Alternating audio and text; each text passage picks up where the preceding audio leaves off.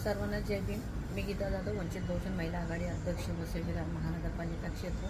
मी आपल्याला सांगू इच्छिते की अर्नाळ्यामध्ये जी अमानवीय घटना घडलेली आहे, आदिवासी समुदायाच्या कातकरी समाजाची घरं ऐन पावसाळा तोंडावर आलेले आहे. आणि हा उष्माघात जो सरकारने स्वतः आवाहन केले की 12च्या नंतर घराच्या बाहेर पडू नका, आणि BJP सरकार राजन नाईक यांच्या नेतृत्वाखाली या ठिकाणी या लोकांना बेघर करण्यात आलेले आहेत. तरी आम्ही भाजप सरकारचा प्रथमतः जाहीर निषेध करतो.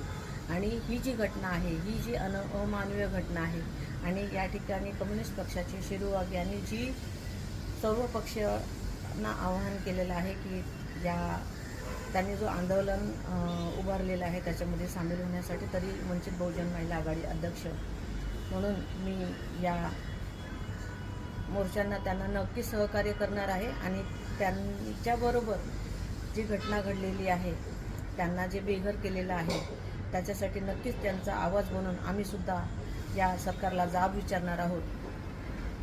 जय भीम, जय संविधान.